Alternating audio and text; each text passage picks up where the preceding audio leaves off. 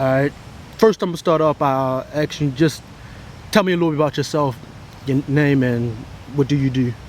Um, if y'all don't know, I go by Hotspitta, and I'm a hip hop artist. I'm also a songwriter and a performer, a businessman too at the same time. So I do a little bit of everything. I'm still learning, still growing, but I've been doing the music for about 7 years now. I just transitioned into a songwriter for real. I used to be a battle rapper for a good 6, 7 years, but I'm focused on the future and bigger and better things. Um, what inspired you to start rapping? What inspired, was basically just knowing I could do it, and then like my life, like the things I was going through, I would put into my music.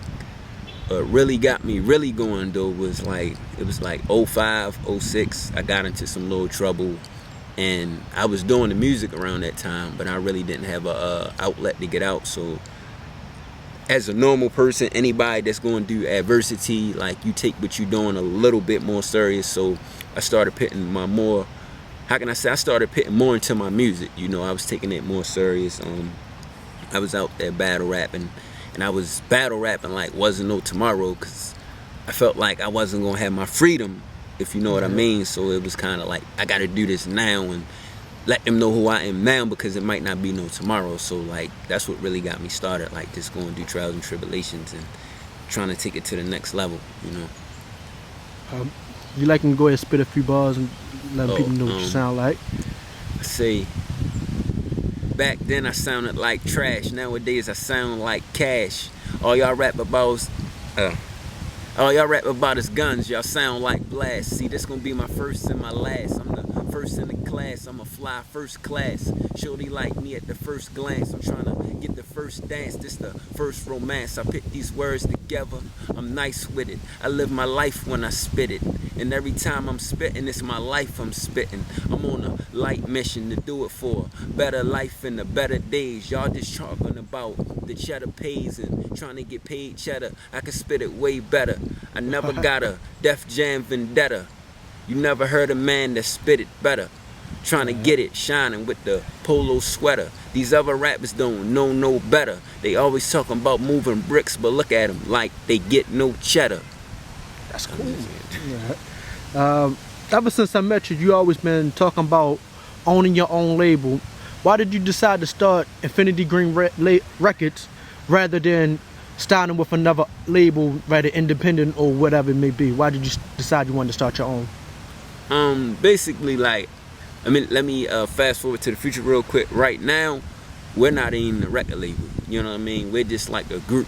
You know what I mean? So right now, we're just like a group. But back then, I didn't really know the business, and I thought I had to be like a record label. So naturally, it was just like Infinity Green Records. But like as the years went on, and we knew like at the time we weren't really making no music like that. So it was like, how can we be records? You know what I mean? So I was like, nah, let's just drop it down to Infinity Green. We're a group, we're a movement, and we moving out here doing our thing. So like as I understood the business better, I understood that it's a whole legal process you got to go through before you really are actually a record label.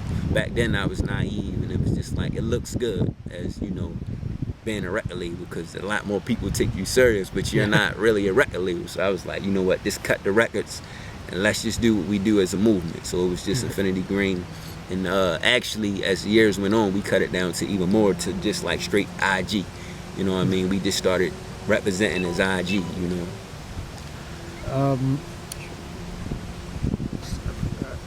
You was always known as a battle rapper throughout the city rather than a songwriter. Why did you choose to step in the battle arena rather than perfect the art of songwriting? Like, what I was saying earlier, it was more of a hunger thing, and at the time it felt like I could show people I was more hungry and aggressive through battle rapping. Like, I didn't know how to make songs back then. Like, I'm actually still learning to this day how to make songs, but back then it was like my pain, my passion, everything could go into the I'm better than you. So it was like, let me just explode on somebody. You know what I mean? Like, and back then nobody really was battle rapping like that here in our town. So I was like, I was gonna take advantage of it. So I was just going to street corners and everywhere I could go.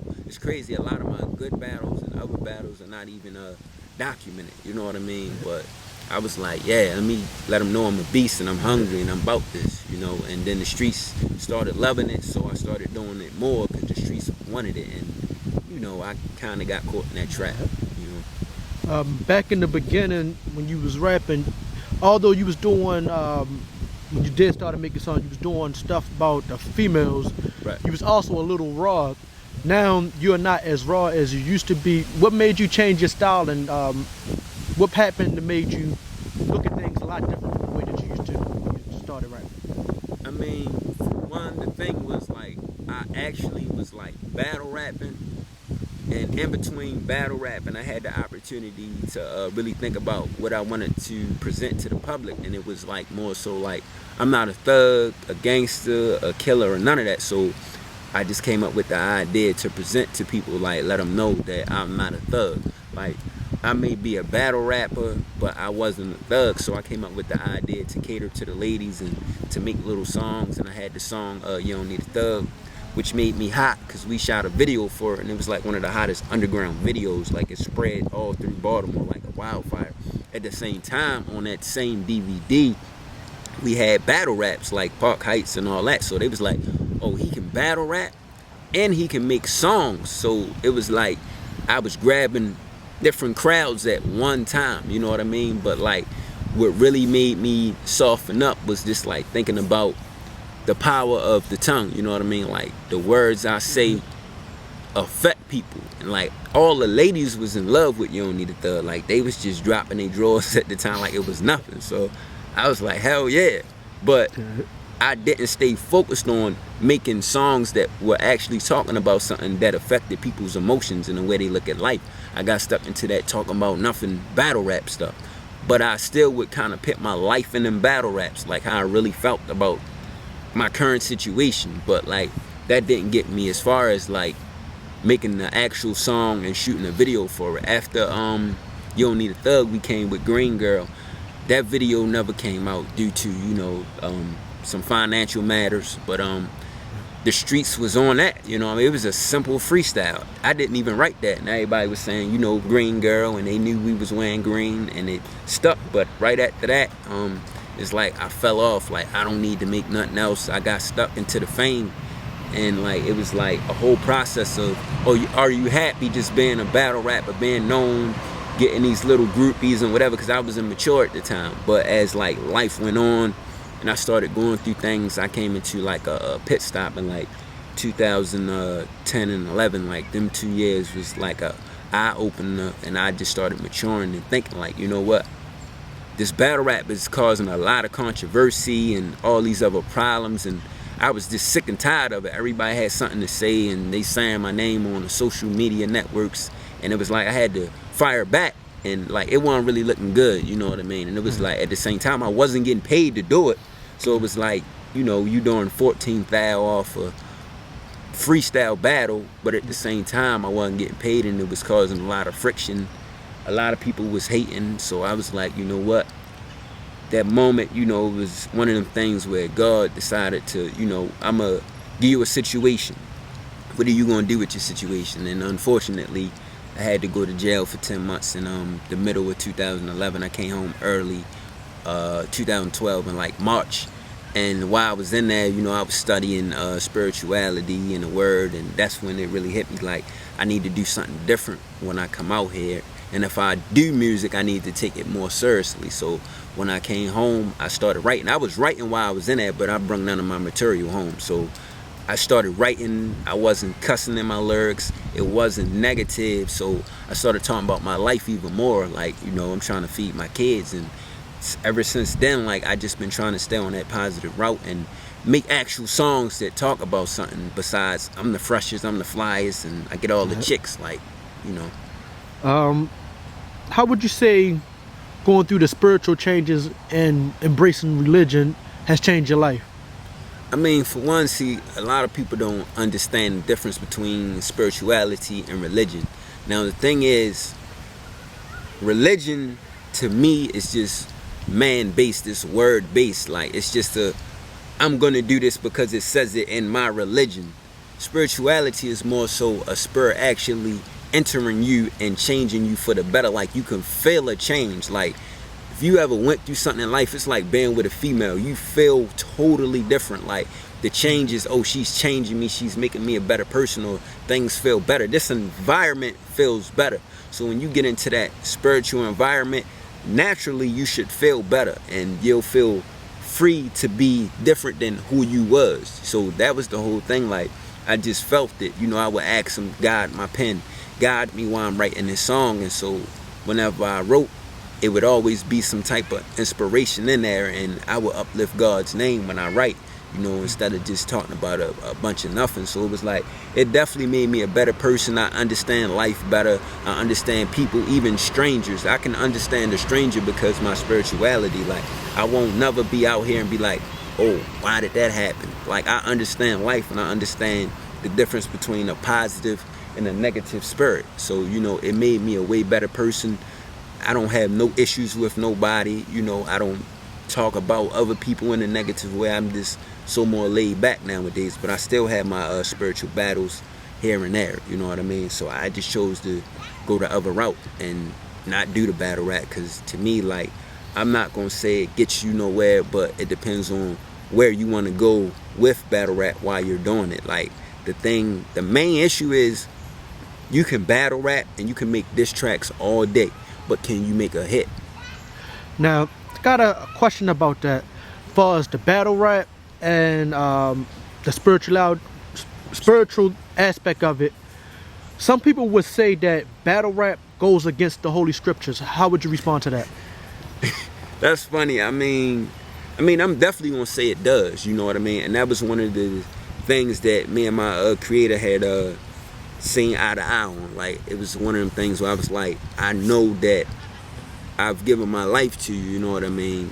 Now I know I can't go out here and battle rap, you know what I mean? And if I did, it would have to be on the spiritual aspect, which would be something totally different. So it was like, people would as soon as I came home, like, people was hitting me up, you coming back to battle rap, da, da, da, da. And I was like, no, but I broke one time, like, and I did one battle within them, it was like within a year or more of me being home. Like, it was, hold up, this is what, 2014. Yeah. Actually, I was home for a year and about 6 months. So I was home for like a year and a half before I even stepped back into the battlefield. So I was holding on for so long, like, because I knew it wasn't right, you know what I mean? And I'm still not going to condone it, but at the same time, it's like one of them things where he understands we're weak, but the thing is, there's no way in the world that you can stand in front of the camera and talk about killing people or whatever you doing. I had sex with your mother, and turn around and people still take you serious as a believer. You know what I mean? Like, if they do, that's because they don't know no better, and they're in a worldly mindset. So we know that you're not supposed to be doing things when you take on that spiritual character. We know this. Everybody knows it. It don't matter your so-called religion. It doesn't matter. Like, you know that you can't be, oh, I'm just doing it for the money, because at the end of the day, in that belief, you're supposed to depend on God for those things. So you can't just say, I'm gonna do this battle rap because I'm gonna get 2,000. I'm gonna just say whatever. I'm gonna kill your whole family. You know what I mean? And then you're in the battle rap saying, I'm gonna leave your body on front of the church steps. You know, like, nah, it don't work like that. You have to pay for your sins, and the thing is, ask for forgiveness. So when I sin, I ask for forgiveness. After I do things I know ain't right, you gotta ask for forgiveness after you have given your life over. You know what I mean? So I just like. Would you say that you've gotten stronger since you entered that battle to now to be able to resist temptation more than you did? Right, because like I feel like not just to mention that, like, I won, but the money wasn't given to me because the judges were being biased because they knew the person. But like, it was like, I kind of felt like after I did it, like, I knew better. I shouldn't have did it anyway, so I don't really deserve the money. But in a worldly sense, like, that was my money, but the judges pick who they want to pick.